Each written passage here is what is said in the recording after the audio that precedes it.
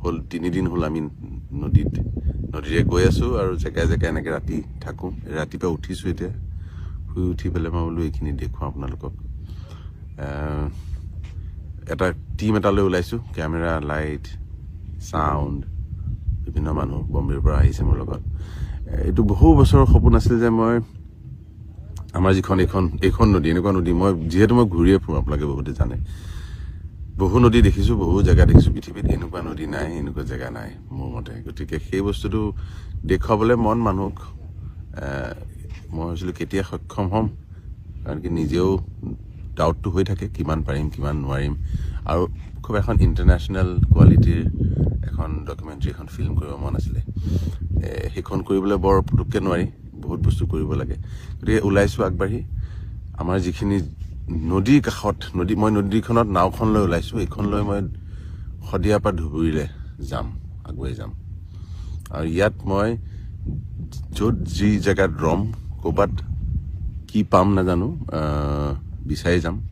গীত মাত, ইয়াৰ আমাৰ যিমানখিনি জাতি জনগোষ্ঠী আছে তেওঁলোকৰ গীত মাত বিচাৰি যাম আৰু ৰেকৰ্ড কৰিম।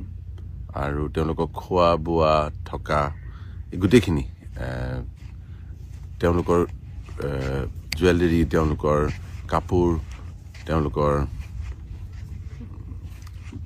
খেতি কৰা নিয়ম, তেওঁলোকৰ বিশ্বাস, তেওঁলোকৰ প্ৰকৃতিৰ প্ৰতি কেনেকৈ তেওঁলোকে কি কৰি যিটো ৰিলেশ্যন আছে নেচাৰৰ লগত, সেইটো কেনেকৈ কৰে, সেইখিনি ডকুমেণ্ট কৰিব লাগে। কাৰণ আৰু এটা কথা হৈছে, দিনে দিনে বস্তুবোৰ নাইকিয়া হৈ গৈছে। মই এই 3-4 বছৰ আগতে 2021 এখন সৰু নাওলৈ ওলাইছিলোঁ এইটো কামৰ কাৰণে। নোৱাৰিলোঁ কিছুমান কথাত, যিহেতু নিজে কৰি আছোঁ, বহুত কিছুমান চেলেঞ্জেছ আছে।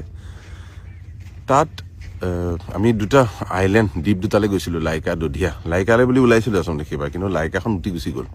গতিকে আমি দধিয়ালৈ গ'লোঁ। বৰ ভাল লাগিল, তাত মানুহখিনি লগ পালোঁ, মিচিং মানুহখিনি আছিলে তাতে, ইমান ভাল লাগিল। গতিকে সেইটো আছে, সেইখন ডকুমেণ্টাৰী আমি দেখুৱাম যে আমি আহিছিলোঁ এবাৰ। আৰু তাৰে গীত মাত থাকিলোঁ তাতে, মাটিত অদ্ভুত এটা পৰিৱেশ, বৰ ধুনীয়া। এতিয়া শুনিছোঁ দধিয়াখনো নাইকিয়া হ'ল, বেছিভাগ উটি গ'ল। দিনে দিনে বস্তুবোৰ যেনেকৈ জেগাও নাইকিয়া হৈ গৈছে, তেনেকৈ সংস্কৃতিও নাইকিয়া হৈ গৈছে। মই বিভিন্ন জেগাত গৈছোঁ, শদিয়া আগলৈ দেউৰী মানুহ, দেউৰী ভাষাই ক'ব নজনা হৈ গ'ল তেওঁলোকে, এতিয়া অসমীয়া গীত গায়। মই ক'লোঁ যে এইটোতো আৰু কেইটা দিন থাকে নাজানো, 15 বছৰ আগতে যদি মই কৰিলোঁ, মই 20 বছৰ আগতে এইটো ভাবিছিলোঁ এইখন কৰিম বুলি। তেতিয়া ক্ষমতা নাছিল, সক্ষম হোৱা নাছিলোঁ কৰিবলৈ।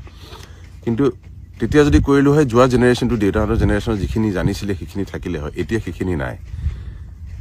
আৰু সঁচাকৈ মই স্কেৰচিটিটো বা সেই মিছ কৰিছোঁ, যিটো টেলেণ্ট নাইকিয়া হৈ গৈ আছে। এতিয়া মই এখন জেগাত আহিছোঁ, ইয়াত কাৰ্বি জনগোষ্ঠীৰ কিছুমান মানুহ পাইছে। তেওঁলোকে বেছিভাগে নিজৰ গীতো নাজানে, ভাষাও নাজানে, সেইটো হেৰাই গৈ আছে। গতিকে এই কথা, ভাষা, সুৰ এইখিনিতো আছেই, তাৰ লগতে গীত মাতবোৰো কেনেকুৱা কিমান দিন থাকে নাজানো, সেইটো এটা ৰখাটো দৰকাৰ। আৰু চবতকৈ দৰকাৰ, পৃথিৱীখনক মই দেখুৱাব খুজিছোঁ আমি ক'ৰ পৰা আহোঁ। গতিকে মই অলৰেডি আমি কিছুমান গীত ৰিচাৰ্চ কৰি আছোঁ, কাৰ কি কি গীত আছে, পাইছোঁ। কিন্তু যদি আপোনালোকে, মই ভাবিলোঁ এনেকৈ অনলাইন আহি ৰিকুৱেষ্ট কৰিলে ভাল হ'ব নেকি। যদি আপোনালোকে য'ত আছে, কিবা যদি গীত মাত আছে, আমাৰ নৈ কাষত থকা যিমান জাতি জনগোষ্ঠী আছে, মই পাইছোঁ অলৰেডি। কিন্তু মই বোলো আৰু কিবা আৰু যদি ফৰ্মত পাওঁ, আৰু নুশুনা গীত পাওঁ, সেইকাৰণে মই ভিডিঅ'টো কৰিলোঁ। আপোনালোকে অসমৰ কোণাত গোটেই নদীখনৰ কাষত, শদিয়াৰ পৰা ধুবুৰীলৈ যি ধৰণৰ গীত মাতৰ চলন চলি আছে, যি আছে, মইতো চবলৈ একেবাৰে যাব নোৱাৰিম বিচাৰি।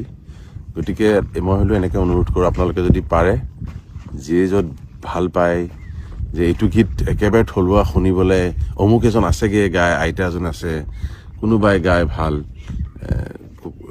বৰ্তা এজন আছে তেওঁ গায়, তেনেকুৱা যদি মানুহ আছে, তেনেকুৱা গীত আছে, মই ইয়াত লিখি দিম মোৰ ইমেইলটো আৰু ফোন নাম্বাৰ এটা দিম। তালৈ যদি হোৱাটছএপ কৰে বা ইমেইল কৰে গীত মাতৰ টুকুৰা, মই মানে হেৰাই যাব খোজা বা মই ঢুকি নোপোৱা জেগালৈ কিছুমান যদি বস্তু মই পাওঁ, সেইখিনি মই বিচাৰি যাবলৈ বিচাৰিছোঁ। গতিকে আপোনালোকে যদি পাৰে চবেই পঠিয়াব, সকলোৱে পঠিয়াব ইয়ালৈ, আৰু তাৰপিছত চাওঁ কি কৰিব পাৰোঁ।